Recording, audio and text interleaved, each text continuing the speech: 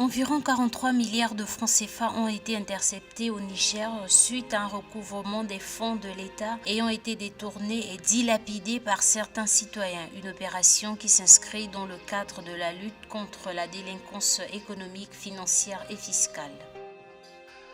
Selon la BEAC, la croissance économique de la Communauté économique et monétaire de l'Afrique centrale, Congo, Centrafrique, Tchad, Cameroun, Guinée équatoriale et Gabon est attendue à 3,6% entre 2025 et 2027, son plus haut niveau depuis une décennie. Cette hausse est attribuée au secteur minier.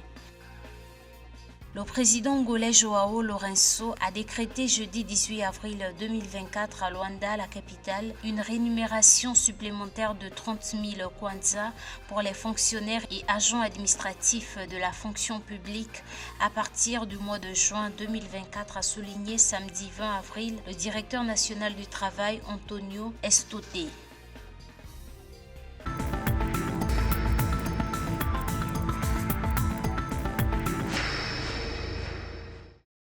À la date du 19 avril 2024, la Commission de lutte contre la délinquance économique, financière et fiscale au Niger a recouvré une somme de 42 milliards 930 millions de francs CFA, dont environ 24 milliards en cash et 18 milliards représentant des recouvrements en perspective. L'annonce a été faite dans le cadre du bilan à mi-parcours des activités de l'instance après une audience avec le président du Niger, le général Abdourahmane Tiani. Depuis leur arrivée au pouvoir, les nouvelles autorités ont fait, entre autres, de la lutte sans merci contre la délinquance financière commise notamment par les dignitaires des régimes antérieurs et qui a par ailleurs contribué à saper la confiance des citoyens dans la capacité de leurs dirigeants à garantir le civisme fiscal et priver le pays des recettes nécessaires au développement durable. Donc une de leurs priorités majeures. Le fait que la COLDEF arrive à recouvrer autant de fonds prouve que la stratégie poursuivie par le gouvernement continue de porter ses fruits.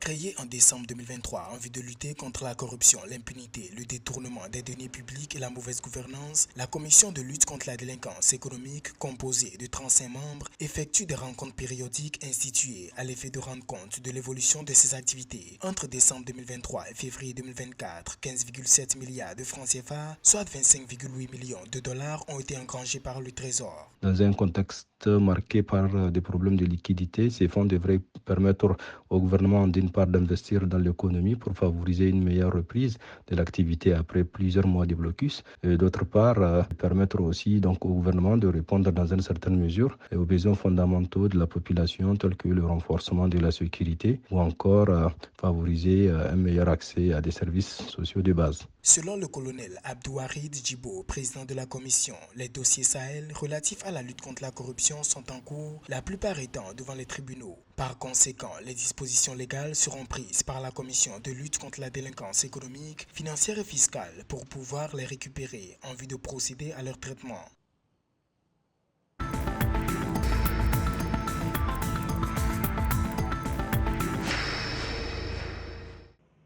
La croissance des activités économiques dans la Communauté économique et monétaire de l'Afrique centrale, CEMAC, est attendue à 3,6% entre 2025 et 2027, soit son plus haut niveau depuis 10 ans, informe la Banque des États de l'Afrique centrale, BEAC. Selon les projections de la BEAC, cette embellie est attribuée au secteur minier. En plus des revenus fiscaux supplémentaires, le dynamisme économique visé par cette option se traduit par la création de nouvelles entreprises, le développement des activités économiques secondaires gravitant autour du secteur minier, transport, restauration, gardiennage et seconde formation et des opportunités qu'offrent les infrastructures dédiées à ce secteur, routes, chemins de fer et énergie électrique.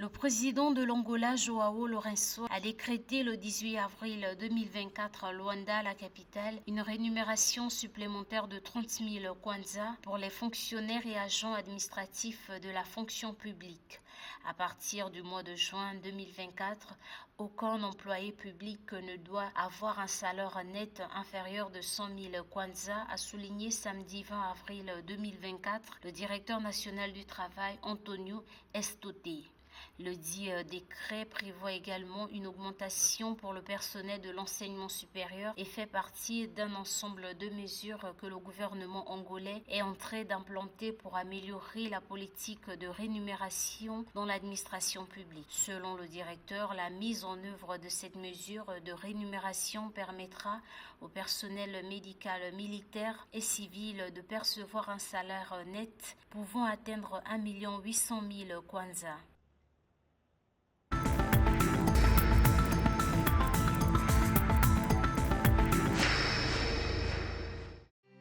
Le Trésor public du Mali a encaissé le 17 avril 2024 un montant de 20,391 milliards de francs CFA au niveau du marché financier de l'Union monétaire ouest-africaine UMOA à l'issue de son émission simultanée, l'adjudication de bons assimilables du Trésor de maturité de 364 jours et d'obligations assimilables du Trésor de maturité 3 et 5 ans. Cette émission de bons et obligations assimilables du Trésor vise à mobiliser l'épargne des personnes physiques et morales en vue d'assurer la couverture des besoins de financement du budget de l'État du Mali. L'émetteur s'engage à rembourser les bons le premier jour ouvré suivant la date d'échéance fixée au 16 avril 2025. Concernant les intérêts, ils sont payables d'avance et précomptés sur la valeur nominale de ces bons.